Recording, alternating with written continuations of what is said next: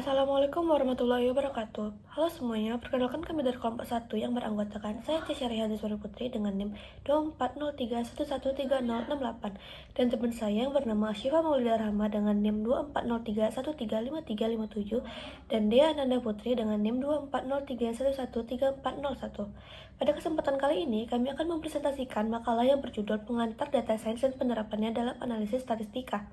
Yang pertama yaitu latar belakang. Perkembangan teknologi informasi dan komunikasi di era digital saat ini mengalami kemajuan yang sangat pesat dan memberikan dampak besar di berbagai sektor kehidupan seperti pendidikan, ekonomi, kesehatan, industri, hingga pemerintahan. Kemajuan ini mendorong meningkatnya aktivitas digital yang menghasilkan data dalam jumlah yang sangat besar, cepat, dan beragam setiap waktunya. Data tersebut tidak hanya berupa data terstruktur seperti tabel atau basis data, tetapi juga data tidak terstruktur seperti teks media sosial, gambar, audio, video, serta data dari sensor. Fenomena ini dikenal dengan istilah Big Data, yang memiliki karakteristik utama berupa volume data yang besar, kecepatan pertumbuhan data yang tinggi, serta variasi format data yang beragam. Namun demikian, besarnya jumlah data tidak secara otomatis memberikan manfaat apabila tidak diolah dan dianalisis dengan metode yang tepat. Tanpa adanya proses analisis yang sistematis, data hanya akan menjadi kumpulan informasi mentah yang sulit dimanfaatkan. Oleh karena itu, diperlukan suatu pendekatan ilmiah yang mampu mengelola, menganalisis, dan mengekstraksi informasi dari data, yaitu data science. Data science hadir sebagai bidang multidisipliner yang menggabungkan statistika, ilmu komputer, dan pengetahuan domain untuk menghasilkan informasi yang akurat dan relevan. Dalam hal ini, statistika memiliki peran yang sangat penting sebagai fondasi dalam memahami data, mengidentifikasi pola, serta menarik kesimpulan yang dapat dipertanggungjawabkan secara ilmiah. Rumusan masalah yang pertama yaitu pengertian data science. Data science adalah bidang ilmu yang berfokus pada proses pengumpulan, pengolahan, analisis, dan interpretasi data dengan tujuan menghasilkan informasi serta pengetahuan yang bernilai guna. Bidang ini bersifat multidisipliner karena mengintegrasikan berbagai ilmu seperti statistika, matematika, dan ilmu komputer untuk menganalisis data dalam skala besar dan kompleks, baik data terstruktur maupun tidak terstruktur.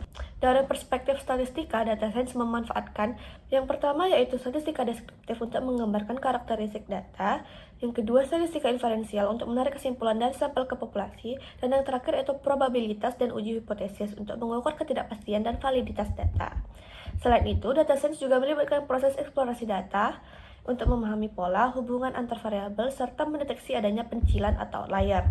Secara sederhana, data science dapat diartikan sebagai proses mengubah data mentah menjadi informasi yang bermakna sehingga dapat digunakan dalam pengambilan keputusan yang lebih tepat dan objektif. Dengan demikian, data science tidak hanya berfokus pada pengolahan data, tetapi juga pada kemampuan untuk menginterpretasikan hasil analisis secara logis, sistematis, dan juga ilmiah. Nah, tujuan dari data science yaitu yang pertama mengubah data mentah menjadi informasi yang bermakna. Data yang awalnya tidak terstruktur diolah menjadi insight yang dapat dipahami dan digunakan. Yang kedua, mendukung pengambilan keputusan berbasis data. Keputusan tidak hanya didasarkan pada intuisi, tetapi juga pada hasil analisis yang objektif. Yang ketiga, melakukan prediksi terhadap kejadian di masa depan. Dengan memanfaatkan pola dari data historis, data science dapat membantu dalam perencanaan dan strategi yang lebih efektif.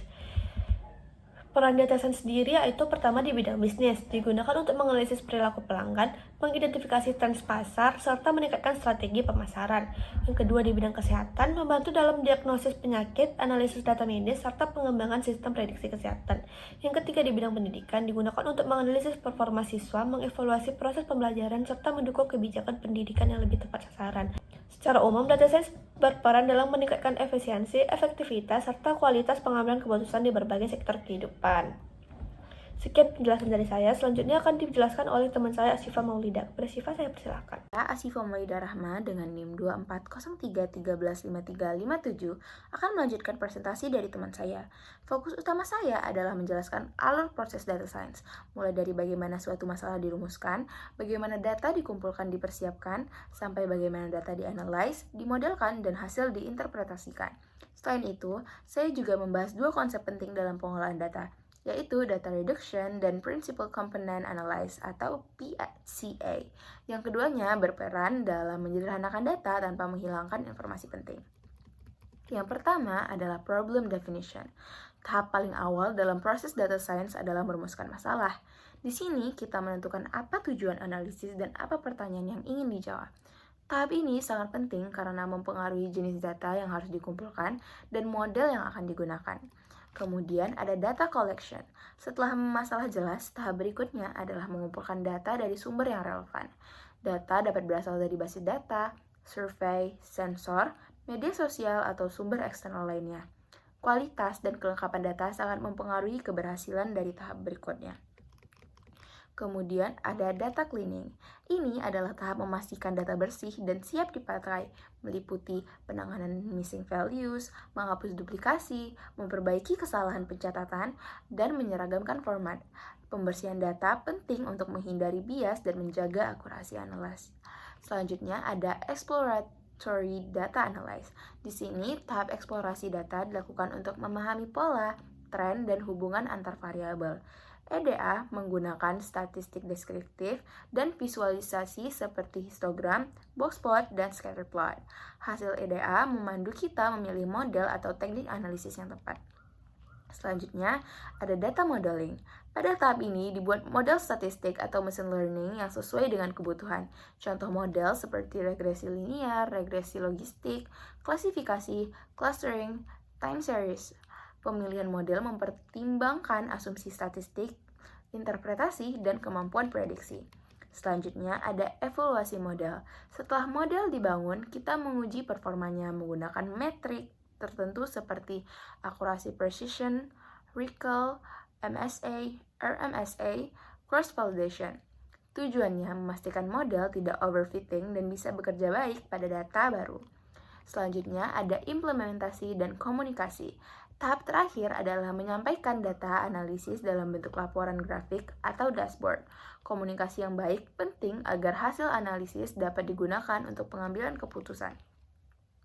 Data reduction bertujuan menyederhanakan data tanpa menghilangkan informasi penting. Beberapa tekniknya ada dimensionality reduction seperti VCA, LDA, dan SFD. Kemudian ada numerosity reduction seperti sampling dan clustering. Dan kemudian ada data compression seperti lossless dan lossy. Lalu ada discretization, mengubah data kontinu menjadi kategori. Selanjutnya ada Principal Component Analysis atau PCA tadi. PCA adalah teknik untuk mengurangi dimensi data dengan membentuk komponen baru yang disebut Principal Component. Tujuan PCA adalah merangkum banyak variabel menjadi lebih sedikit komponennya, menghilangkan multi-kolinearitas dan menyederhanakan struktur data. Tahapan PCA ada standarisasi data, membuat matriks korelasi dan kovariansi, menghitung agent value dan agent vector, kemudian memilih komponen berdasarkan variasi terbesar. Sekian dari saya dan akan dilanjutkan oleh teman saya Dea. Saya Dea Nanda Putri dengan NIM 2403113401. Nah, pada bagian ini saya akan menjelaskan mengenai penanganan data dalam data science, mulai dari handling missing data, outlier, discretization, hingga kesimpulan. Nah, yang pertama kita masuk ke handling missing data. Nah, missing data ini adalah kondisi ketika terdapat data yang hilang atau kosong dalam suatu dataset. Hal ini bisa terjadi karena kesalahan saat input data, responden yang tidak menjawab, dan juga bisa terjadi karena kerusakan sistem. Nah, missing data ini terbagi menjadi 3 jenis, yaitu missing completely at random, missing at random, dan juga missing not at random. Nah, untuk mengatasinya terdapat 2 metode utama, yaitu di mana yang pertama adalah deletion atau menghapus data yang memiliki nilai yang kosong. Nah, yang kedua itu dengan metode imputation, yaitu mengisi data yang hilang menggunakan nilai tertentu, seperti dengan rata-rata, median, atau interpolasi. Nah, penanganan missing data sangat penting agar hasil analisis tidak bias. Selanjutnya, kita masuk ke outlier. Nah, outlier ini merupakan data yang memiliki nilai sangat jauh berbeda dibandingkan data lainnya. Keberadaan outlier ini dapat mempengaruhi hasil analisis seperti mengubah nilai rata-rata dan menyebabkan kesimpulan yang tidak akurat.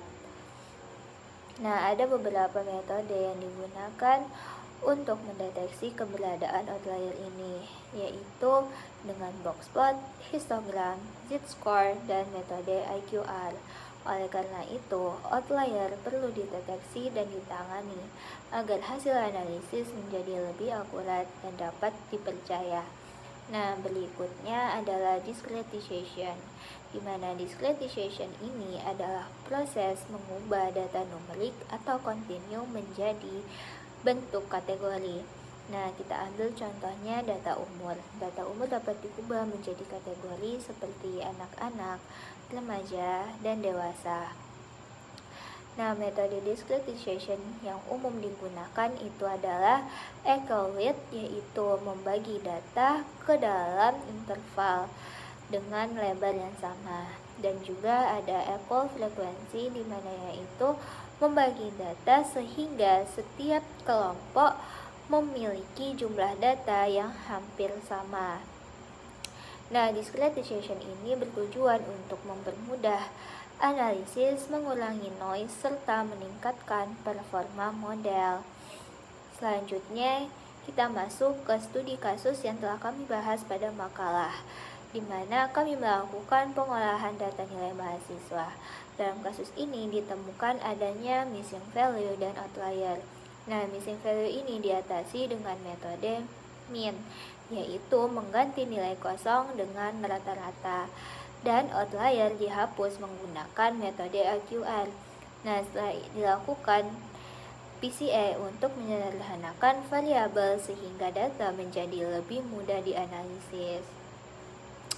Nah, sebagai kesimpulan pada makalah kami pada kali ini yaitu data science memiliki peran penting dalam mengubah data mentah menjadi informasi yang berguna.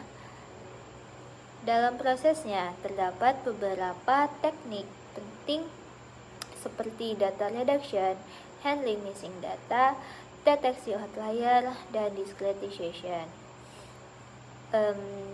Selanjutnya, teknik tersebut bertujuan untuk meningkatkan kualitas data sehingga hasil analisis menjadi lebih akurat, reliable, dan mudah dipahami. Oleh karena itu, tahap pre-processing data merupakan bagian yang sangat penting dalam keseluruhan proses data science. Nah, sekian dari kelompok kami. Mohon maaf jika banyak salah.